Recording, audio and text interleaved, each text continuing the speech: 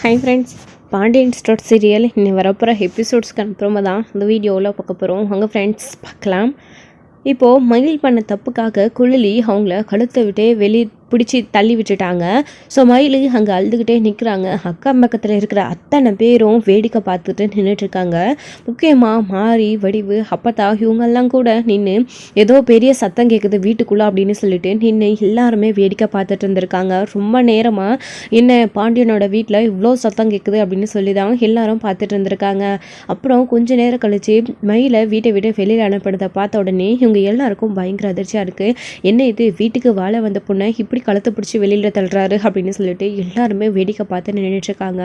அப்போது இங்கே கதவை சார்ந்ததுக்கப்புறமா உள்ளே போயிட்டு இனி அவளுக்கும் இந்த வீட்டுக்கும் எந்த சம்மந்தமே இல்லைன்னு வெளியே தள்ளியாச்சு. இனி யாரும் அவகிட்ட பேசவோ பழகவோ கூடாது. வழியில் எங்கேயாச்சும் அவள் பார்த்தா கூட அவளுக்கும் நம்மளுக்கும் எந்த ஒட்டு உரமும் இல்லைன்ற மாதிரி நம்ம வேலையை பார்த்துட்டு வந்துட்டே இருக்கணும் அப்படின்னு கொலையிலே சொல்கிறாங்க. என் தம்பியோட வாழ்க்கை இப்படி ஆயிடுச்சு அப்படின்னு உட்காந்து புலம்பிகிட்டு இருக்காங்க. ஸோ அப்போ தான் இங்கே வந்துட்டு பாண்டியன் இடிஞ்சு போய் உட்காந்துட்டு இருக்காரு. சரவணன் போயிட்டு, அப்பா அதெல்லாம் ஒன்றும் இல்லைப்பா, நீங்கள் எதுக்குப்பா வருத்தப்பட்டு உட்காந்துட்ருக்கீங்க அப்படின்ற மாதிரி ஆறுதல் சொல்லிகிட்டு இருக்காங்க பாண்டியனுக்கு. இந்த சுச்சுவேஷனில் உனக்கு தாண்டா நான் ஆறுதல் சொல்லணும். உன்னுடைய வாழ்க்கையை நான் இப்படி நாசம் பண்ணிட்டேன், ஆனால் நீ எனக்கு ஆறுதல் சொல்கிற அப்படின்னு. அப்பா அதெல்லாம் ஒன்றுமே இல்லைப்பா அப்படின்னு சரவணன் சொல்லிட்டு இருக்காரு. மற்ற குடும்பமும் இடிஞ்சு போய் உட்காந்துட்ருக்காங்க. அக்கா என்னக்கா இது, இந்த விஷயத்துக்கே மொத்த குடும்பமும் எல்லாக்கா வீட்டை விட்டு வெளியில் அனுப்பிட்டாங்க. இதில் நகை விஷயம் தெரிஞ்சிச்சுன்னா அவ்வளோதான்க்கா. இதுக்கே மாமா எந்த அளவுக்கு நம்ம கிட்ட கோவப்படுறாருன்னு பார்த்தியாக்கா அப்படின்னாலாம் மீனாவும் ராஜுவும் பேசிகிட்டு இருக்காங்க. ஆமாம், இது நமக்கு தெரிஞ்சதாகவே இருக்கட்டும். கண்டிப்பாக இவ்வளோ பிரச்சனை வெளியில் வந்தது உண்மைகள். அந்த உண்மையும் வெளியில் ஒரு நாள் வரும். அப்போ அதுவே தானாக தெரியட்டும். நாம் இந்த விஷயத்தில் தலையிட வேண்டாம் அப்படின்னு மீனா சொல்லிடுறாங்க. நீ எக்காரணத்தை கொண்டும் இதை பற்றி நீ யார்கிட்டையும் பேச வேணாம் அப்படின்னு சொல்கிறாங்க. அக்கா நான் கதிர்கிட்ட சொல்லிட்டேனே அப்படின்னு. கதிர்கிட்ட இல்லடி, மற்றவங்க கிட்ட. கதிர்கிட்ட நீ சொல்லிட்டானே, எனக்கு ஏற்கனவே தெரியாதா அப்படின்னுலாம் மீனா பேசிகிட்டு இருக்காங்க. சரிக்கா அப்படின்னு ராஜ்யம் சொல்லிடுறாங்க. ஸோ இப்போ செந்திலும் மீனாவும் கிளம்புறா அப்படின்னு சொல்லிட்டு நிற்கும்போது, அக்கா எங்கே போகிறீங்க, இங்கேயே இருங்க அப்படின்னு ராஜி சொல்கிறாங்க. என்னம்மா, இந்த குடும்பத்தில் இவ்வளோ பெரிய பிரச்சனை நடந்திருக்கு, நீ வீட்டுக்கு போகிறேன்னு சொல்கிறியே, இங்கே இருமா மீனா அப்படின்னு சொல்கிறாங்க. பாரு, உன் மாமா எல்லாரும் எப்படியோ உடஞ்சி போயிருக்காங்க, இவங்களுக்கு ஆறுதல் சொல்ல வேண்டாமா அப்படின்னு கோமுதியை சொல்கிறாங்க. அத்தை உங்களுக்கு ஆறுதல் சொல்லவே ஆள் இல்லை, நீங்கள் மற்றவங்களை பற்றி கவலைப்படுறீங்களா அப்படின்னு. என்னம்மா பண்ணுறது, குடும்ப தலைவி ஆகிட்டா எல்லாரையும் கவனிச்சிக்கணும்ல, பிள்ளைங்களெல்லாம் பார்த்துக்கணும்ல. நான் பெற்ற பிள்ளை எப்படி உடஞ்சி போய் உட்காந்துட்ருக்கான் அப்படின்னலாம் கோமுதியை சொல்கிறாங்க மீனா கிட்ட. அப்போது செந்தில் இருந்துக்கிட்டு, சரி மீனா நீ வேணா இங்கே இரு, நான் ஆஃபீஸ் போயிட்டு நைட்டுக்காக இப்படியே திரும்பி வந்துடுறான் அப்படின்ற மாதிரி செந்தில் சொல்கிறாரு. அம்மா நான் போயிட்டு வரேம்மா அப்படின்னு. நீயும் ஆஃபீஸ்க்கு லீவ் போட்டு இங்கே இருக்கலாம்ல அப்படின்னு. இல்லைம்மா எனக்கு முக்கியமான ஒர்க்கெலாம் இருக்குது, ஆஃபீஸில் லீவ் போட முடியாது, நான் போயிட்டு ஈவினிங்காக இப்படியே வந்துடுறாம்மா. அங்கே அது மட்டும் இல்லாமல் ஆஃபீஸில் சரியான பெரிய மீட்டிங் வேறு வச்சுருக்காங்க, அதை அட்டென்ட் பண்ணணும், இல்லைனா கூட நான் லீவ் போட்டுருவேன், அதுக்கு போயிட்டு வந்துடுறேம்மா அப்படின்னு சொல்கிறாங்க. கோமதி அதான் வேலை இருக்குதுன்னு சொல்கிறான்ல, அப்புறம் எதுக்கு அவனை பிடிச்சி நிறுத்தி வச்சிட்ருக்க அப்படின்னு சொல்லிட்டு பாண்டியன் சொல்கிறாரு. நாம் தான் இங்கே துக்கத்தில் உட்காந்துட்ருக்கோம் அப்படின்னா நல்லா இருக்கிற பிள்ளைங்களையும் ஏன் நமக்கு எடுக்கணும் அப்படின்ற மாதிரி பாண்டியன் பேசுகிறாரு. சரிங்க அப்படின்னு சொல்லிட்டு, சரிடா செந்தில் நீ போயிட்டு வா அப்படின்னு மீனா சொல்கிறாங்க. இது கோமதி சொல்கிறாங்க. மீனா வழி அனுப்பி வச்சுட்டு வரேன்னு வராங்க. வெளியவே நின்றுட்டுருக்க அந்த குடும்பம் அவங்கள பார்த்த உடனே முறைச்சிக்கிட்டு செந்தில் இருந்துக்கிட்டு அங்கேருந்து போயிடுறாரு. மீனா தப்புன்னு திரும்பவும் கதவை சாத்திடுறாங்க. அழுதுகிட்டே மயில் அங்கேயே நின்றுட்டுருக்காங்க. என்ன ஆனாலும் சரி நீ அந்த வீட்டை வாட்ட வரமாட்டா அப்படின்னு. இங்கே பாருடி, அக்கம் பக்கத்தில் இருக்கவங்கெல்லாம் எப்படி வேடிக்கை பார்த்து நின்றுட்டுருக்காங்கன்னு. இங்கே நின்று என்ன பிரயோஜனம், வா நம்ம போகலாம் அப்படின்னு மயிலோடைய அம்மா பாக்கியம் கூப்பிடுறாங்க. வாமா மயிலே போயிடலாம் அப்படின்னு. அப்பா அங்கே போய் என்னப்பா பண்ண சொல்கிறீங்க. இல்லைப்பா என்ன ஆனாலும் சரி நான் இங்கேருந்து வரமாட்டேன் அப்படின்னு மயில் சொல்கிறாங்க. இங்கே பாருடி, எல்லோரும் நம்மளை எப்படி பார்க்குறாங்கன்னு சொல்லிட்டு அதான் நம்மளை வெளியே அனுப்பி கதவை சாத்திட்டாங்கல்ல, இதுக்கப்புறம் என்ன கதவை திறக்க போகிறாங்க. நாம் இங்கே நின்று விடிய கத்திக்கிட்டே இருந்தாலையும் அவங்க இன்னுமே பண்ண போகிறது கிடையாது. நீ வா மயில், நம்ம வீட்டுக்கு போய் இந்த பிரச்சனை கொஞ்சம் சரியானதுக்கப்புறமா உன்னுடைய வாழ்க்கையை பற்றி பேசிக்கலாம் அப்படின்னு சொல்லிட்டு பாக்கியம் கூட்டிகிட்டு போகிறாங்க. மயிலும் வேறு வழி இல்லாமல் வீட்டையே திரும்பி பார்த்துட்டு அழுதுகிட்டே போகிறாங்க. அத்தை என்னமா இருக்கும் அத்தை பிரச்சனை அப்படின்னு மாறி வடிவம் அப்போ தக்கிட்டு கேட்டுட்ருக்காங்க. தெரியலையம்மா, அந்த மயில் வீட்டை விட்டு வெளியே அனுப்பிட்டு போகிறா குழலி, இவங்க வீட்டுக்கு கூட்டிகிட்டு போகிறாங்க. மயில் அழுதுகிட்டே போகிறா, ஒன்றுமே புரியலை அப்படின்னு. அத்தை இதுலேருந்து ஒரு விஷயம் மட்டும் நல்லா புரியுது. மயில் ஏதோ தப்பு பண்ணியிருக்கா. அதனால் எல்லாருமா சேர்ந்து மயிலை திட்டி வீட்டை விட்டு வெளியே அனுப்பியிருக்காங்க அவங்க அப்பா அம்மா வர சொல்லி. அதனால தான் மயிலை வீட்டுக்கு கூட்டிகிட்டு போகிறாங்க போல இருக்குது. ஆனால் என்ன பிரச்சனை என்ன போயின்னெல்லாம் தெரியாது அத்தை அப்படின்ற மாதிரி சொல்கிறாங்க. இதை நீ சொல்லி தான் தெரியணுமாடி. அதான் அவள் ஏதோ தப்பு பண்ணியிருக்கான்னு வீட்டை விட்டு வெளியில் அனுப்பிட்டாங்க, கூட்டிகிட்டு போகிறாங்கன்னு எனக்கே தெரியுது. நீ இதை திரும்பவும் ரிப்பீட்டடாக சொல்கிற அப்படின்னு. அத்தை இல்லை, மயில் தான் இதுக்கு முக்கிய காரணம். பெரிய தப்பாக ஏதோ பண்ணியிருக்கா போல இருக்குது. சின்ன சின்ன பிரச்சனை அப்படின்னா வீட்டுக்குள்ளே பேசி தீர்த்துருப்பாங்க. ரொம்ப பெரிய தப்பு ஏதோ பண்ணியிருக்கா போல இருக்குது. அதனால தான் வீட்டை விட்டு வெளியில் அனுப்புகிற அளவுக்கு முடிவு எடுத்திருக்காங்க அப்படின்னு மாறிய வடிவ சொல்கிறாங்க. ஆமாம், அது என்னமோ உண்மைதான். இந்த பிள்ளை இப்போ போச்சுன்னா திரும்பவும் சரணன் கூட வந்து சேர்ந்து வாழப்போதா என்னன்னு ஒன்றும் புரியல, என்ன பிரச்சனையாக இருக்கும் அப்படின்னு குழம்பிக்கிட்டே அப்பத்தான் உள்ளுக்கு போகிறாங்க. ஸோ மாரியம் வடிவம் அப்பத்தாவை கூட்டிக்கிட்டு போயிடுறாங்க. ரொம்ப நேரம் இங்கே நிற்க வேணாம், உங்கள் பிள்ளைங்க வந்தால் பார்த்தா கற்றுவாங்க வாங்க அப்படின்னு சொல்லிட்டு. அதுக்கப்புறம் இங்கே மயிலை அவங்களோட வீட்டுக்கு கூட்டிகிட்டு போகிறாங்க. அவங்க தங்கச்சி இருந்துக்கிட்டு உடனே அழுதுகிட்டு அக்கா வரத்தை பார்த்த உடனே, அம்மா என்னாச்சும்மா, அக்கா ஏன் அழுதுகிட்டு நிற்கிறாங்க, எங்கே போயிருந்தீங்க நீங்கள்லாம், எதுக்குமா இப்போ அக்காவை கூட்டிகிட்டு வந்திருக்கீங்க அப்படின்னலாம் வந்து கேட்குறாங்க. டேய் நீ எதுவும் பேசாத, கொஞ்சம் நேரம் அமைதியாக சொல்கிறாரு, போய் குடிக்க கொஞ்சம் தண்ணி கொண்டு வா அப்படின்னு சொல்கிறாங்க. சரிம்மா அப்படின்னு சொல்லிட்டு தண்ணி கொண்டு வந்து கொடுக்குறாங்க. அக்கா எதுக்குக்கா அழுதுகிட்டு இருக்கா, அழுகாதக்கா அப்படின்னு சொல்லிட்டு, மயிலே அமைதியாயிரடி பார்த்துக்கலாம் அப்படின்னு. நான் என் புட்டர் சொன்னேனே, என் பேச்சை நீங்கள் யாருமே கேட்கவே இல்லையே, பார்த்தீங்களா என் வாழ்க்கை இப்போ நட்டாத்தில் முடிஞ்சு போச்சு அப்படின்னலாம் வந்து மயில் அழுதுகிட்டு இருக்காங்க. அம்மா என்னக்கா அக்கா இப்படியெல்லாம் பேசுகிற அப்படின்னு சொல்லிட்டு, இது பெரியவங்க விஷயம், நீ இதில் தலையிடாதா அப்படின்னு. அம்மா ஏம்மா நான் தெரிஞ்சுக்க கூடாதா நம்ம விஷயத்தில், நம்ம வீட்டில் நடக்கிற விஷயத்த அப்படின்னு. மயில் சுடரு நீ கொஞ்சம் நேரம் அமைதியாரம்மா, அக்காவே கொஞ்சம் கஷ்டத்தில் இருக்கா, அப்புறம் எதுவாக இருந்தாலும் பேசிக்கலாம் அப்படின்னு அவருடைய அப்பா சொல்கிறாரு. அதனால் சுடருமே அமைதியாகிடுறாங்க. மயில் அழுதுகிட்டே கொஞ்ச நேரம் உட்காந்துட்ருக்காங்க. அதுக்கப்புறம் ரூம்குள்ளே போய் கதை சத்திட்டு ரொம்ப வருத்தப்பட்டு அழுதுட்ருக்காங்க. இன்னும் இது வாழ்க்கை நல்லா இருக்கணும்னு சொல்லி தான் இவ்வளோ பொய்ய சொல்லி கல்யாணத்தை பண்ணி வச்சோம், ஆனால் கடைசியில் இப்படி ஆயிடுச்சு அவள் வாழ்க்கை அப்படின்னு சொல்கிறாங்க. பாக்கியம் வந்து அப்போ வந்துட்டு அவங்களுடைய அப்பா இருந்துக்கிட்டு, நீ தான் சொல்ல சொல்ல கேட்கல, அவ்வளோ பொய்ய சொன்ன, எங்கள் வாயையும் அப்போ அடைச்சிட்ட, இப்போது அனுபவிக்கிறதெல்லாம் எல்லாரும் சேர்ந்து தான் அனுபவிச்சே ஆகணும், வேறு வழி இல்லை, பார்க்கலாம், நீ சொன்ன மாதிரி சம்மந்தியோட கோபம் கொஞ்சம் குறைஞ்சதுக்கப்புறமா போய் பேசி பார்க்கலாம் அப்படின்னு சொல்லிட்டு இருக்காங்க. ஆனால் இதை வந்து அப்படியே விடக்கூடாது, சூட்டோடு சூட்டாக திரும்பவும் பேசி மயிலை அந்த வீட்டில் சரணன் மாப்பிள்ளையோடு சேர்ந்து வாழ வைக்கணும், அப்படியே போகட்டும் அப்படின்னு கோபம் தண்ணிட்டுன்னு ரொம்ப நாளைக்கு விட்டுட்டா இதே நிரந்தரமாயிடும் அப்படின்ற மாதிரியெல்லாம் பாக்கியம் வந்து சொல்கிறாங்க. புரியுது எனக்கு, நாளை கழிச்சு போய் பேசி பார்க்கலாம் அப்படின்னு அவங்க 2 பேரும் பேசிகிட்டு இருக்காங்க. ஸோ இன்னொரு பக்கம் இங்கே வந்துட்டு சுகன்யாவும் பழனியும் கடியை மூடிட்டே வீட்டுக்கு வராங்க. வீட்டுக்கு வந்ததுக்கப்புறமா ஏன் அத்தை அப்படி இருக்கா அப்படின்னு பழனி கேட்குறாரு. அது ஒன்றும் இல்லை கொழுந்தனாரே அப்படின்னு சொல்லிட்டு மாரியும் வடிவும் நடந்த விஷயங்களை சொல்கிறாங்க. இந்த மாதிரி தான் அந்த வீட்டில் ஏதோ பிரச்சனை போல் இருக்குது, மேல் பிள்ளை வீட்டை விட்டு வெளியில் அனுப்பிட்டாங்க, அவங்க அப்பா அம்மா வந்து கூட்டிகிட்டு போனாங்க, குழலி வந்து இந்த மாதிரி வீட்டை விட்டு வெளியில் தள்ளிட்டா, என்ன பிரச்சனைன்னு தெரியல அப்படின்னு சொல்லிட்டு இருக்காங்க. ஓ இவ்வளோ நடந்திருக்கா, நாங்கள் கடைக்கு போனதுக்கப்புறமா அப்படின்னு சொல்லிட்டு சுகன்யா பேசிகிட்டு இருக்காங்க. என்ன நீ ஏதோ பிரச்சனைன்னு சொல்கிறாங்க, இவ்வளோ சந்தோஷமாக கேட்குற அப்படின்னு பழனி வந்து கேட்குறாரு. ஏங்க என்ன பிரச்சனைனே தெரியாமல் நான் சந்தோஷப்படுறேன்னா கோவப்படுறான்னு நீங்கள் எப்படி முடிவு பண்ணலாம் அப்படின்னு. பிரச்சனைனாலே பிரச்சனை தான், சண்டை தான், நீ அதுக்காக சிரிப்பியா அப்படின்னு. ஏங்க நான் ஒன்றும் சிரிக்க கிடையாது, நம்மளை வீட்டை விட்டு வெளியில் அனுப்பினாங்கல்ல, இப்போ அவங்க வீட்டு மருமக என்ன தப்பு பண்ணாலோ அவளை வீட்டை விட்டு அனுப்பிட்டாங்க, இதே மாதிரி ஒவ்வொருத்தங்களா வீட்டை விட்டு வெளியில் அனுப்பிட்டு அவங்க மட்டும் நிம்மதியாக இருக்கலான்னு பார்க்குறாங்க போல இருக்குது. முதல்ல செந்திலும் மீனாவையும் வீட்டை விட்டு வெளியில் அனுப்புகிறாங்க, அப்புறம் நீங்களும் அதாவது நானும் நம்ம 2 பேரையும் வீட்டை விட்டு வெளியில் அனுப்புகிறாங்க, இப்போது மயிலில் அனுப்பிட்டாங்க, அடுத்து என்ன, இதோ இவங்க பிள்ளை ராஜி தான், ராஜியையும் வீட்டை விட்டு அனுப்பிட்டா அதுக்கப்புறம் அந்த குடும்பம் எல்லாம் சந்தோஷமாக இருக்கும்ல அப்படின்னு.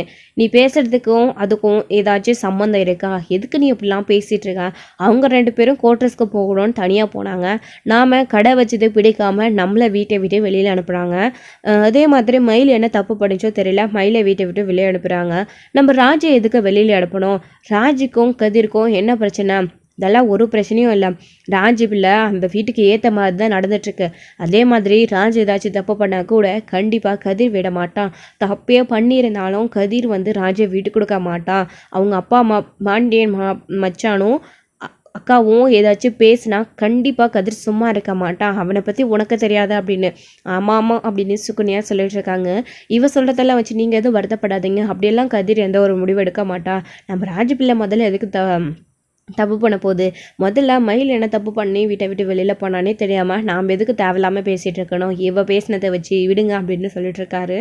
ஸோ இந்த பக்கம் பழனி வந்து கதிரை பற்றி சொன்ன பெருமையாக விஷயத்த நினச்சி கொஞ்சம் ராஜோட அம்மா ரொம்ப சந்தோஷப்படுறாங்க. நம்ம பொண்ணு கண்டிப்பாக மாப்பிள்ளை விட்டு கொடுக்க மாட்டார் தப்பு பண்ணாலையும். ஏன்னா ஒருத்தருக்கு ஒருத்தர் விட்டு கொடுக்காம அவ்வளோ சந்தோஷமாக இருக்காங்க. அவளுக்கு ஒன்றுனா கதிர் வந்து நிற்கிறதும், கதிருக்கு ஒன்றுனா அவள் வந்து நிற்கிறதும் நம்ம தான் ஏற்கனவே பார்த்துருக்கோமே. அதனால் கண்டிப்பாக நம்ம பொண்ணை பற்றி நம்ம கவலைப்பட வேண்டியதில்லை. அவள் நம்மக்கிட்ட பேசாமல் இருந்தால் கூட போதும், அவள் புருஷனோட சேர்ந்து அவள் சந்தோஷமாக வாழ்ந்தால் அதுவே போதும் அப்படின்னு அவங்களுடைய அம்மா நினச்சிட்ருக்காங்க. ஸோ இன்னொரு பக்கம் இங்கே வந்து வீட்டில் எல்லாரும் இப்படியே இடிஞ்சு போய் உட்காந்துட்டு இருந்தா எப்படி, ஆக வேண்டியதை பார்க்க வேண்டியது தானே அடுத்து அப்படின்னு சொல்லிட்டு அவங்கவுங்க வேலையை பார்க்கறதுக்காக போயிட்டுருக்காங்க. அரசி நீ என்ன இன்னும் உட்காந்துட்ருக்க, போய் உனக்கு படிக்க வேண்டியது எதுவும் இல்லையா, அதை போய் படி அப்படின்னு கோமதி சொல்கிறாங்க. அரசி அதுக்கப்புறமா அமைதியாக ரூம்குள்ளே போயிடுறாங்க. கொஞ்ச நேரம் போய் படிக்கிறாங்க. அதுக்கப்புறம் படுத்து தூங்கிடுறாங்க அரசியுமே இருந்துக்கிட்டு. அதுக்கப்புறம் இங்கே குழலியுமே அம்மா நான் பிள்ளைங்க ரெண்டுத்தையும் வீட்டில் விட்டுட்டு வந்துட்டேன், நான் கிளம்புறாமா அப்படின்னு சொல்கிறாங்க. ஏய் எப்படிடி தனியாக போவேன், இரு கதிரை கொண்டு போய் விட்டுட்டு வர சொல்கிறேன் அப்படின்னு. இருக்கட்டும்மா பரவாயில்ல நான் ஆட்டோ பிடிச்சி போய்க்கிறேன்றாங்க. அக்கா நீ எப்படிக்கா தனியாக போவேன், நான் வரேன் இருக்கா அப்படின்னு. சரிடா சரி வா அப்படின்னு சொல்லிட்டு இங்கே கதிர் ராஜுக்கிட்ட சொல்லிவிட்டு நான் போய் விட்டுட்டு வந்துடுறேன் அப்படின்னு சொல்லிட்டு கூட்டிகிட்டு போய் விட்டுட்டு வரதுக்காக போகிறாங்க. ஸோ வந்து அதுக்கப்புறம் கொஞ்ச நேரத்துலேயே பாண்டியனுமே வந்து அமைதியாக உள்ளே போய் படுத்து தூங்கிடுறாரு. கோமதி பாண்டியனை பார்த்துட்டு பாவம் இந்த மனுஷனுக்கு மட்டும் ஏன் இப்படியெல்லாம் நடக்குதுன்னு தெரியல, பிரச்சனை மேலே பிரச்சனையும் இந்த வீட்டுக்குள்ளே அடுத்தடுத்து வந்துக்கிட்டே இருக்குது, அடுத்து இன்னும் என்ன பூக்கமெல்லாம் கிளம்ப போதோ தெரியல, கொஞ்ச நாளாக வாழ்க்கையே சரியில்லை அப்படின்னு காலையில் முதல் வேலையாக கோயிலுக்கு போகணும் அப்படின்னு கோமதி அவங்க பாட்டுக்கு பேசிகிட்டு இருக்காங்க. மனசுக்குள்ளேயே பேசிட்டு பாண்டியனை பார்த்து அதுக்கப்புறம் வந்து படுத்து தூங்கிடுறாங்க. எல்லாருமே ராஜியும் போயிட்டு கதிர் வந்ததுக்கப்புறமா படுத்து தூங்க ஆரம்பிச்சிடுறாங்க. சரவணன் மாமா பாவம் இல்லை அப்படின்னு சொல்லிட்டு பேசிகிட்டு இருக்காங்க.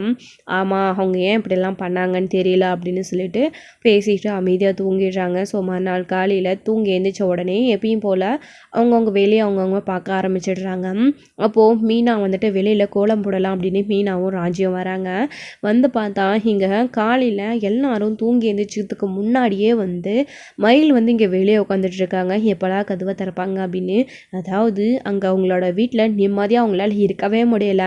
ஸோ அவங்க வீட்டில் எல்லாரும் தூங்கிட்டு இருக்கும்போதே சரவணனை பார்க்கணும் அப்படின்றதுக்காக வீட்டில் எல்லாரும் ஏற்றுக்கணும், ஏதோ கோவத்தில் வீட்டை விட்டு வெளியில் அனுப்பிட்டாங்க, மன்னிச்சு ஏற்றுப்பாங்க அப்படின்னு மயில் வந்து காலையிலே எல்லாரும் எந்திரிக்கிறதுக்கு முன்னாடியே வந்து வீட்டு வாசலில் உட்காந்துட்ருக்காங்க. ஸோ அப்போ வந்து இங்கே எல்லாரும் வழக்கம் போல் எந்திரிச்சு வந்து கிச்சனில் வேலை செஞ்சிட்ருக்காங்க கோமதி. அப்போ தான் இங்கே ராஜி இதை பார்த்த உடனே மீனாவும் ராஜும் அத்தை அப்படின்னு கத்திக்கிட்டு உள்ளே போகிறாங்க. என்ன ஆச்சுடி, ஏன்டி இப்படி பேயை பார்த்த மாதிரி கத்திட்டு வரீங்க அப்படின்னு. அத்தை அங்கே வந்து பாருங்க அப்படின்னு. என்னடி என்ன இருக்காங்க அப்படின்னு. மயிலக்கா வந்து உட்காந்துருக்காங்க அப்படின்னு ராஜி சொல்கிறாங்க. என்னடி சொல்கிற நீ அப்படின்னு பாண்டியன் அரசியெல்லாம் உள்ளே இருக்காங்க. அப்போ வந்து பார்த்த உடனே ஏய் நீ எங்கடி இங்கே வந்த அப்படின்னு சொல்லிட்டு அத்தை ப்ளீஸ் அத்தை மன்னிச்சிடுங்க அத்தை அப்படின்னு. நீ பண்ண தப்புக்கு மன்னிப்பே கிடையாது, ஒழுங்கு மரியாதை வீட்டை விட்டு வெளில போயிடு, எதுக்கு இப்படி வீட்டு முன்னாடி வந்து உட்காந்து எங்களுடைய மானத்தை வாங்கிட்டு இருக்க, வீட்டை விட்டு வெளியில போடி அப்படின்னு திரும்பவும் துரத்தை விட்டு கதவு சாத்திடுறாங்க. அப்போது உள்ளே போனதுக்கு அப்புறமா நம்மகிட்ட தைரியம் துணிச்சல் இருந்தால் திரும்பவும் வந்து இங்கே உட்காந்துட்டு இருந்திருப்பா இவளுக்கு எவ்வளோ ஆணவம் கொழுப்பு இருக்கும் அப்படின்னு சொல்லிட்டு கோமதி வந்து பேசிகிட்டு இருக்காங்க. உள்ளே வந்துட்டு சும்மாவே விடக்கூடாது, ஃபோன் அடிடி, அவனுடைய அப்பா அம்மாவுக்கு ஃபோன் பண்ணடி அப்படின்னு சொல்கிறாங்க. எதுக்கத்த அப்படின்னு. வந்து கூட்டிகிட்டு போட்டோம் அவளை, ஃபோன் பண்ணடி, அவள் இங்கே தான் உட்காந்துட்ருப்பா அப்படின்னு சொல்கிறாங்க. அப்புறம் மீனா ஃபோன் பண்ணதுக்கப்புறமா ஹலோ அப்படின்னு ஃபோன் அடிக்கிறாங்க. என்ன நினச்சிட்டு இருக்கீங்க உங்கள் மனசில், கொஞ்சமாச்சும் உங்களுக்கு அறிவு இருக்கா இல்லையா, நேற்று வீட்டை விட்டு துரத்தை விட்டு போனேன், திரும்பவும் வீட்டு வாசலில் அனுப்பி விட்டு சமாதானப்படுத்த சொல்லி அனுப்பி விட்டுருக்கீங்களா, ஒழுங்கு மரியாதை உங்கள் பொண்ணை வந்து கூட்டிகிட்டு போயிடுங்க, இல்லைன்னா நடக்கிறதே வேற அப்படின்னு சொல்கிறாங்க. என்ன சம்மந்தி சொல்கிறீங்க அப்படின்னு. என்ன நல்ல சம்மந்தி சொல்கிறாங்க, உங்கள் பொண்ணு இங்கே வந்து உட்காந்துட்டு இருக்கா, வந்து கூட்டிகிட்டு போங்க அப்படின்னு சொல்கிறாங்க. அப்படின்னு சொல்லிட்டு கோமதி ஃபோனை கட் பண்ணிடுறாங்க. கட் பண்ணதுக்கப்புறமா இங்கே மயில் எங்கேயா அப்படின்னு. மயில் இன்னும் ரூம்குள்ளே தானே இருக்கா அப்படின்னு. பொண்ணாக்கு போய் பாரியா, அங்கே இல்லை ஒன்றும் இல்லை சம்மந்தி வீட்டில் போய் உட்காந்துருக்கலாம் அப்படின்னு.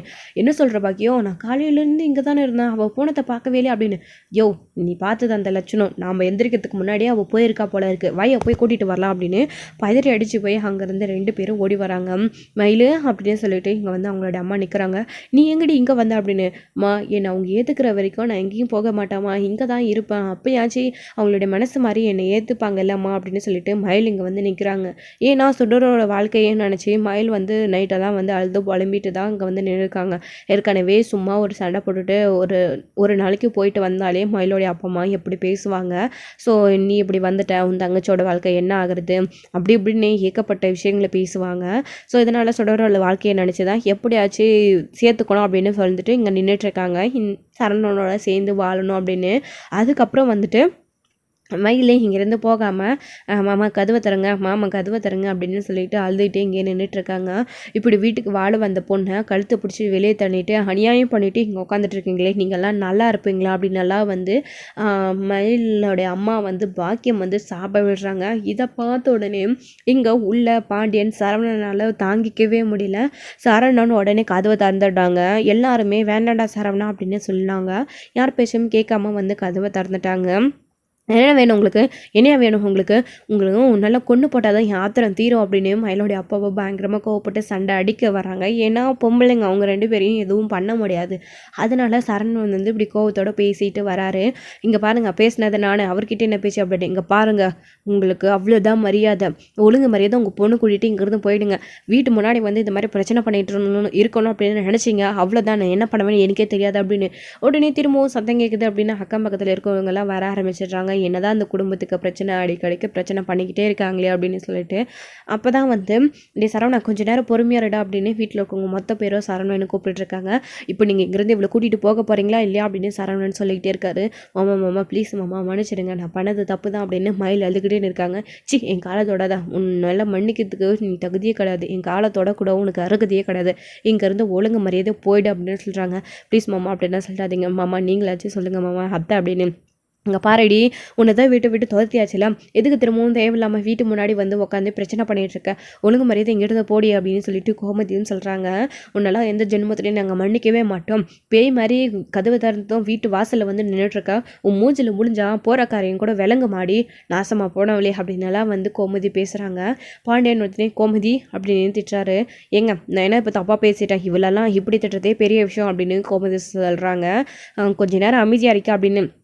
அப்பா அம்மா எதுக்கு நீங்கள் 2 பேரும் பேசி சண்டை போட்டுட்ருக்கீங்க, கொஞ்சம் நேரம் அமைதியாக இருங்க, இப்போ உங்கள் பொண்ணை கூட்டிகிட்டு போகிறீங்களா இல்லையா அப்படின்னு. ஏன் இது உங்களுக்கே நியாயமாக இருக்கா, அவள் தான் வந்து திரும்ப நான் பண்ணது தப்புன்னு காலை விழுந்து மன்னிப்புக்கிட்டு நிற்கிறாள்ல, உங்களுக்கு கொஞ்சம் கூட இறக்கமே இல்லையா, அவளை மன்னிக்கக்கூடாதா அப்படின்னு நல்லா சொல்கிறாங்க. நீங்கள் பண்ண தப்புக்கு மன்னிப்பு வேறு மன்னிப்பாங்களா, இப்போ நீங்கள் இங்கேருந்து போல இதே மாதிரி இந்த குடும்பத்தை இங்கே தொந்தரவு பண்ணிக்கிட்டு இருந்தீங்க அப்படின்னா நடக்கிறதே வேறு. அப்புறம் என் சாவுக்கு காரணம் நீங்களும் உங்கள் குடும்பமும் இதோ இவ்வளோ தான் அப்படின்னு எழுதி வச்சுட்டு செத்து போயிடுவேன். அப்புறம் நடக்கிற எதுக்கும் நான் பொறுப்பு கிடையாது, எல்லாரும் ஜெயிலில் தான் போய் கழித்திங்கணும் அப்படின்ற மாதிரி சரவணன் சொல்கிறாரு. உடனே பாண்டியன் கூப்பிட்டு, டே சரவணா என்னடா பேசுகிற நீ அப்படின்னு. அப்பா எனக்கு வேறு வழி தெரியலப்பா, இவ்வளாடலாம் நீ என்னால் சேர்ந்து வாழ முடியாதுப்பா, இவ்வளோ தப்பையும் பண்ணிட்டு மன்னிப்பு கேட்டு எப்படி வந்து நிற்கிறா பாருங்கப்பா, கொஞ்சம் கூட கூச்சு நாச்சமே இல்லாமல் நம்ம வீட்டு குடும்பத்து மேலே சாம விட்டுட்ருக்காங்க, வேறு என்னப்பா என்ன பண்ண சொல்கிறீங்க, அப்படி நான் எந்த ஒரு முடிவு எடுக்கக்கூடாது அப்படின்னா இவள் மூஞ்சியை நான் ஜென்மத்துலேயும் பார்க்கவே கூடாது, இவளுக்கும் எனக்கும் டிவோர்ஸ் வாங்கி கொடுத்துருங்கப்பா அப்படின்னு சரவணன் சொல்கிறாரு. இது கேட்டு பாண்டியன் ஆடி போயிடுறாரு. என்னப்பா நீங்கள் இதில் ஷாக் ஆகிறதுக்கு ஒன்றுமே கிடையாது, இவ கூட வாழ முடியாதுன்னு முடிவு பண்ணியாச்சு, இதுக்கு மேலே எதுக்கு வெயிட் பண்ணிக்கிட்டு சட்டப்படி என்ன பண்ணணுமோ அதை பண்ணி டிவோர்ஸ் வாங்கி கொடுத்துருங்கப்பா அப்படின்னு சொல்லிட்டு இருக்காரு. மாமா வேண்டாம் மாமா அப்படின்னு மயில் வீட்டாரும் சொல்லிட்டு இருக்காங்க. ஸோ இதோட அந்த எபிசோடு வந்து முடிச்சிருக்காங்க. அடுத்தடுத்த எபிசோடில் என்ன நடக்க போகுது, நம்ம சரவணன் முடிவெடுத்த மாதிரி பாண்டியன் என்ன சொல்ல போகிறாரு அப்படின்றதெல்லாம் வெயிட் பண்ணி நெக்ஸ்ட் வீடியோவில் பார்க்கலாம். Friends thank you. இந்த வீடியோ உங்களுக்கு பிடிச்சிருந்தா லைக் பண்ணுங்கள், ஷேர் பண்ணுங்கள், கமெண்ட் பண்ணுங்கள், மறக்காமல் பெல் ஐக்கானை கிளிக் பண்ணி வச்சுக்கோங்க.